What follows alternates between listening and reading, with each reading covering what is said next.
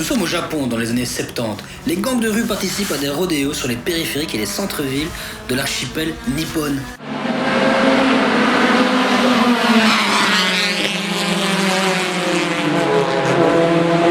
La Jama a remarqué que les morts se sont multipliés sur l'archipel et comme beaucoup d'autres pays, ils pensent que c'est lié à la vitesse.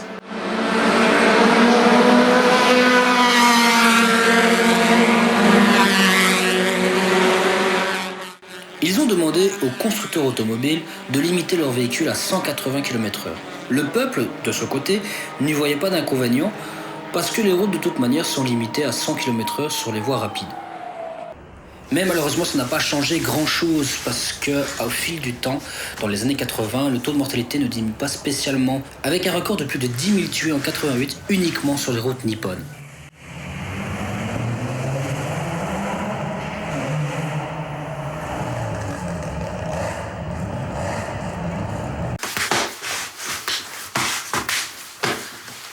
Bonjour mesdames et messieurs, bienvenue sur ce vidéogramme. Non, je déconne.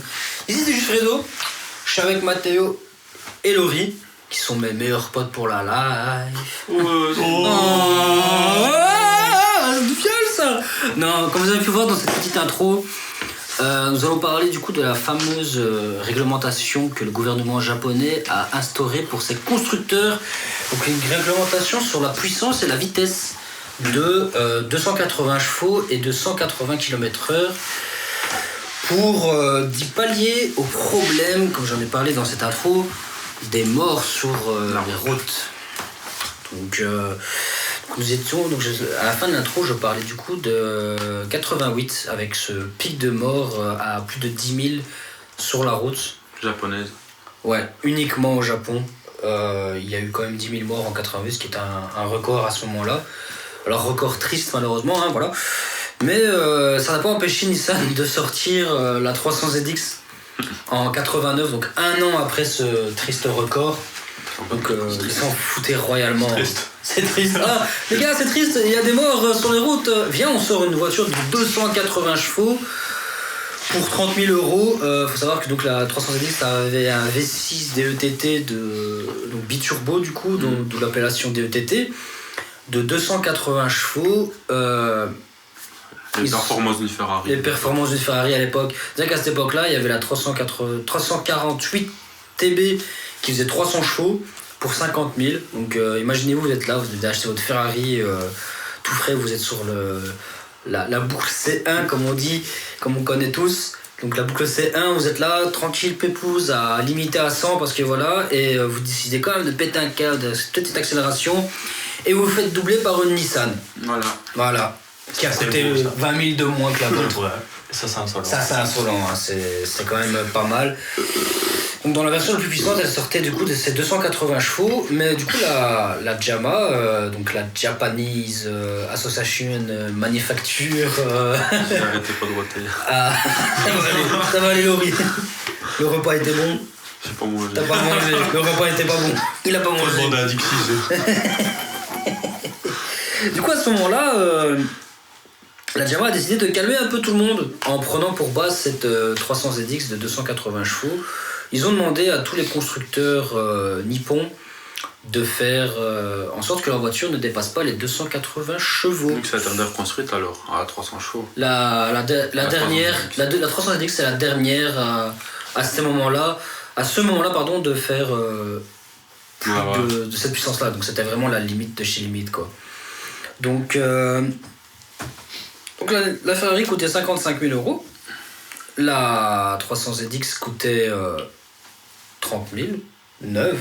Pour l'époque, c'était déjà pas mal. C'était déjà pas mal, hein. C'est des prix faut savoir qu'il y a une petite inflation et tout ça. Vous regardez les prix d'une 300ZX à l'heure actuelle, on est au prix de la Ferrari à l'époque. Vous regardez les prix de la Ferrari, ça a augmenté. Hein. Du coup, la JAMA a demandé à tous ces constructeurs de limiter la puissance de leur voiture. Mais comme beaucoup le savent, ou comme très peu le savent, ça dépend un peu si vous suivez l'actualité, ouais. C'était que du papier. C'est que du papier.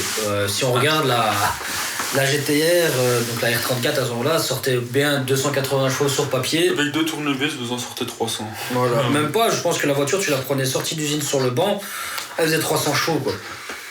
Même chose pour la NSX, Ouais. 280 sur papier, 300 en réel.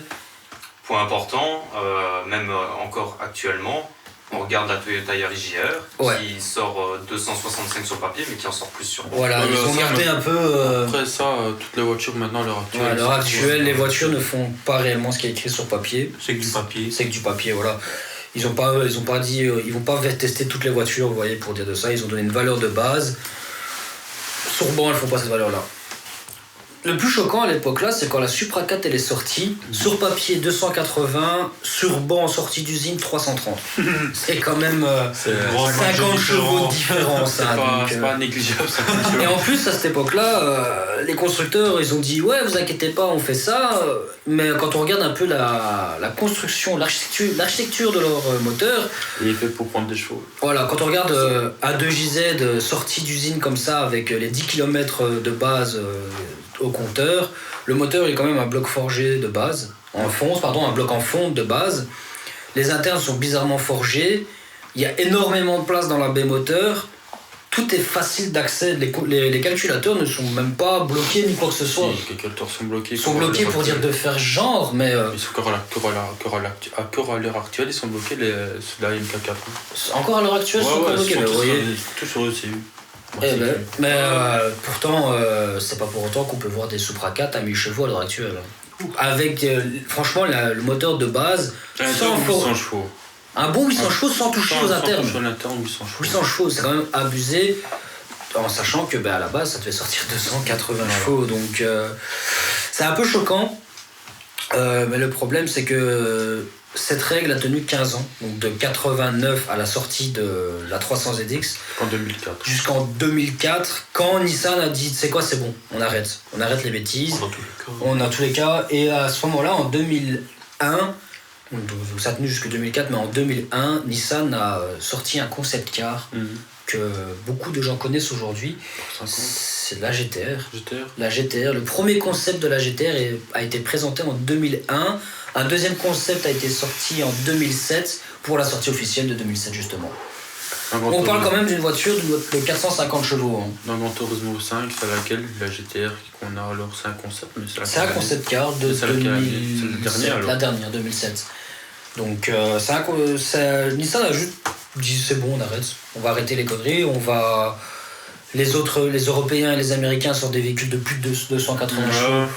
Donc je vois pas pourquoi eux se sont bloqués. Et c'est ce qu'ils se sont dit aussi. Ils sont... Voilà quoi. Donc la JAMA à ce moment-là est un peu... comment est-ce qu'on fait? Qu'est-ce qu'on fait? Disons qu'ils ont remis un peu sur les études et ils ont remarqué qu'en fait les problèmes de mort dans les années 80 n'étaient pas réellement liés à la vitesse. Alors en partie par la vitesse, hein, on est d'accord. Mais c'est surtout parce qu'à cette époque-là, tout ce qui était airbag, contrôle traction, ABS... tout ça n'existait pas spécialement. ABS, je pense. L'ABS, il y a peut-être moyen, mais je veux dire, dans ces années-là, c'était pas trop fou la sécurité à bord des véhicules. Donc d'office, vous pouvez prendre un BS crash basique à 50 km/h, c'était tout de suite plus de chances de mourir qu'à l'heure actuelle où il y a des gens qui se prennent des crashs à 200. Ils sont pas beaux à la fin, mais ils sont toujours en vie. Ils sont pas beaux à la fin, ça. Prends-toi un arc à 200, tu verras ta gueule à la fin, elle est pas très belle. Le passager de Copa. Le passager de Copa. Récent. Donc, ils ont un peu fait un communiqué de presse à cette époque-là pour dire que, oui, c'est vrai que la vitesse ne tue pas, mais Bon, ça dépend quand même. ça dépend quand même. C'est pour ça qu'ils ont retiré cette limitation de puissance à partir de 2004. Ça a quand même tenu longtemps, en vrai. Quand même 15 ans, hein, 15 ans de 89 à 2004, avec une bridation obligatoire de 280 chevaux. Savoir que la vitesse est toujours limitée à 180 sur les véhicules fabriqués sur le sol nippon. Les compteurs là-bas même s'arrêtent à 180. Hein. C'est pour ça que si vous apportez une japonaise, le compteur sera à 180. Donc sur ça, on est plutôt basique. Sauf une R34 avec le compteur Nismo. Le compteur Nismo qui monte à 260. Il y a même un compteur numérique. Ben là, pas un qui monte 300. Et c'est possible aussi, mais là de tête je sais que le Nismo est à 260. Il y a même eu un compteur numérique où ils ont gardé le contour aigu basique et ils ont juste incrusté un écran LCD à 3 chiffres pour c'est quoi, là c'est encore plus clair, et ben dis donc aujourd'hui j'ai du mal, hein. Donc c'est encore plus clair pour eux à ce niveau-là. Donc oui, maintenant on peut faire sur le sol japonais, il y a des Lexus à plus de 300 chevaux. Si on peut en citer qu'une, il y a la LFA là, largement plus de 300 chevaux. 500 chevaux, je pense. Les Acura récentes aussi dans les 300-400 chevaux. Donc maintenant, ouais, là. Acura, c'est pas plus américain. L'Acura, c'est américain, mais ça aussi, les gens voyaient vaguement ce que c'est. C'est la nouvelle NSX, hein, qui est d'ailleurs est finie. Après la Type S qui est sortie, la NSX n'existe plus. Ça n'a pas duré longtemps. Bah, dans les années 90, on a eu. Non, la dernière. La dernière, elle n'a pas duré longtemps, en plus elle était limitée. La dernière modèle, elle n'a pas duré longtemps. Enfin voilà, c'était une vidéo qui vous expliquait un peu cet agrément de 280 chevaux, pour que ainsi vous pouvez comprendre, si on en parle dans d'autres vidéos, pourquoi toutes les voitures que je vais vous parler sont à 280 chevaux. Bah, c'est à cause de ça. Maintenant, 280 chevaux sur papier. Sur papier, faut pas oublier. Il y en a beaucoup qui parlent aussi de 276. Alors moi je me suis dit, de manière générale, on va arrondir 280 chevaux. Pour 3 chevaux. C'est ça, en fait, il y en a qui il y a 4 chevaux. Il y en a qui parlent des chevaux en mesurant au moteur et aux roues. Alors 280 chevaux, c'est une valeur ronde et comme ça tout le monde comprend. Tout le monde comprend, donc parce que c'est les couilles. Bah voilà, c'est ça. Enfin voilà, c'est tout ça pour vous dire que la Jama a merdé ou pas, parce qu'au final ça a quand même eu des dingueries qui sont sorties à cette époque-là. Ouais, en vrai, ça les a pas empêchés de sortir des dingueries. C'est ça, il y a eu des belles dingueries qui sont sorties. Toute la série des GTR. Les RX-7, les NSX qui sont des voitures mythiques aujourd'hui qui coûtent horriblement cher. Ferrari du pauvre. La Ferrari du pauvre. Qui disait. Aujourd'hui ça coûte aussi cher qu'une Ferrari. Si pas plus pour certains modèles de Ferrari et NSX. De Ferrari NSX. De Ferrari et d'NSX. Excusez-moi. C'est mieux. La Ferrari NSX, jamais vu. Tu connais pas ça? J'ai même pas envie de voir. Tu connaissais pas? J'ai même pas envie de voir. Enfin voilà, c'est. Bah, pas grand chose d'autre à dire, hein, donc, non. Juste un petit. Pour vous pour future vidéo, voilà, c'est aussi notre première vidéo Histoire 2 qui va du coup annoncer beaucoup d'autres vidéos de ce style-là. J'ai vraiment du mal aujourd'hui avec le français. Hein. Donc, enfin voilà, il n'y a pas grand chose d'autre à dire. Juste ici, si vous avez remarqué, on a un peu amélioré notre studio. On a essayé d'améliorer le son. Un petit peu le son, on verra ça au retour. On a essayé d'améliorer le son. Ouais, on a essayé d'améliorer le son, mais autre sujet. Ça, il fallait pas le montrer. Non, il fallait pas le montrer. C'est un easter egg pour les prochaines vidéos. Il bougera sûrement. Oui, il va bouger. Enfin voilà. Sur ce les gars, on se dit à la prochaine vidéo et ciao. Intérieur, cuir, noir, je me sens obligé de tout détailler. Quattro, xénon, phare, le bitume, je vais l'arracher. Ce soir, je rentre tard pour rester bien entouré. Les habitants sont en train de gueuler, c'est comme ça qu'on profite de la soirée.